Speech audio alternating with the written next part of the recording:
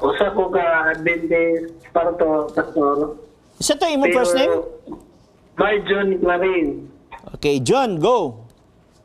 Usa ko ka Adventist pastor, pero tungod sa kapobrehon, manalbaho maganda, nagiusahay nga dili ta makasimba. Okay. Pero sige gyapon ko ampo sa Ginoo. Okay. Pero ang akong pangutana, okay lang ba na siya nga buluhaton o murag sayop di siguro? Okay, daghang salamat Igsoon. Ang kini nga programa sa Pangutana Pastor Igsoon, wala mi nagatubag diri alang sa paghukom sa mga tao sama sa imuha nga nagtrabaho, no? Ang kaluwasan iya gyapon ni Jesus Christ. Pero di lang nato hisgutan sa ang kaluwasan, ang atong hisgutan kung sayop ba kini. No, atang mingon nga maluwas ka na ba og dili kay iya man ni Jesus Christ. Pag ingon nga sayop ba kini, yes, dili gid siya maayo igsuon. Especially na ay gisulti ang balaang kasulatan na hibalo magyud kaana. Exodus kapitulo 20 bersikulo 8, 9, 10 ug 11.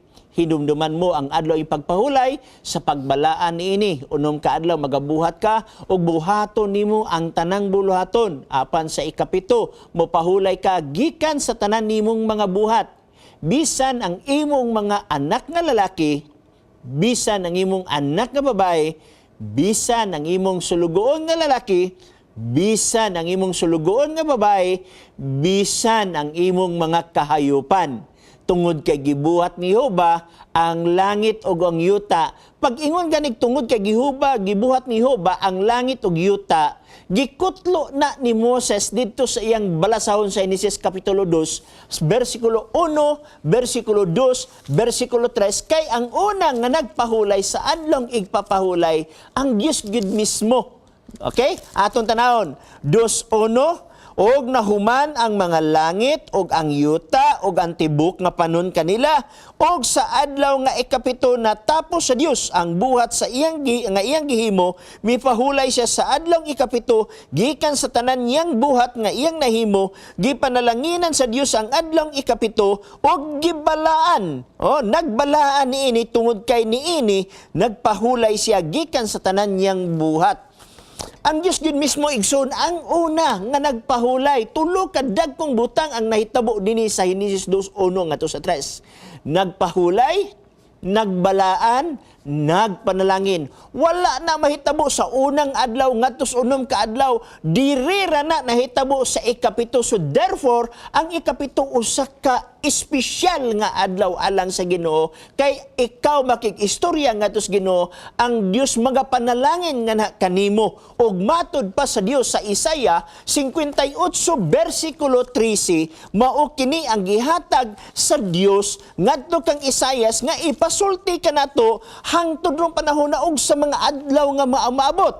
58:13 nagingon, kung ilikay mo ang imong tiel gikan sa adlong igpapahulay, gikan sa pagbuhat sa imong kalipayan, sa akong adlaw nga balaan, og sa pagtawag sa adlaw nga igpapahulay, nga usa ka kahimutan, og sa balaan ni Jehova, nga halandon og mapisdungog kaniini, nga walay pagbuhat sa imong kagalingon nga paagi ni mangita sa taong sa imong kagalingon kalipayan ni magsulti sa imong kagalingon nga pulong. So meaning imong kagalingon kalipayan, imong kagalingon nga paagi, imo una nang isuspend. Kanang imong kagalingon nga paagi igsoon gikan na sa unang adlaw ngadto si kaunom. Apan sa ikapito iya kana nga pamaagi sa Dios aron sa pagsimba kaniya.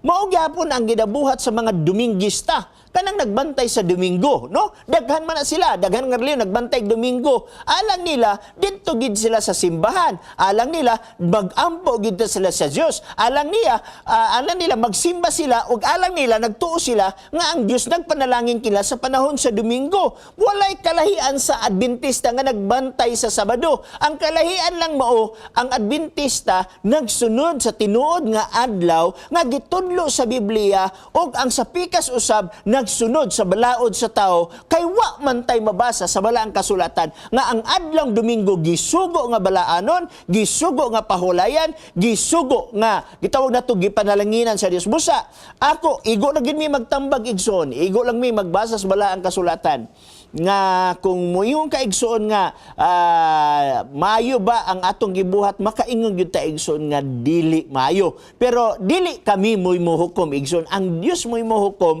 kung say angay. Pero ako mosulti kanimo, bisag unsa kapula sa atong sala mo nagisgutan sa balang kasulatan, kini papution sa Dios.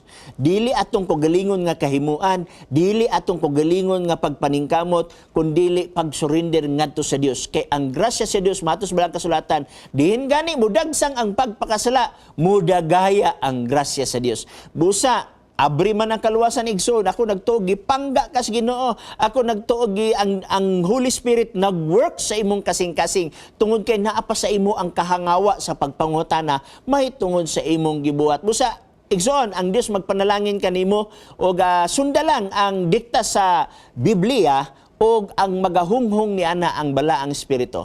Okay? Nakay follow up igsoon? Salamat kayo, sir. Dagan salamat usab sa imong pagpangutana. Wa na ba kay laing nga pangutana pa? Baka na lang ba, sir? Okay, dagan salamat. Okay.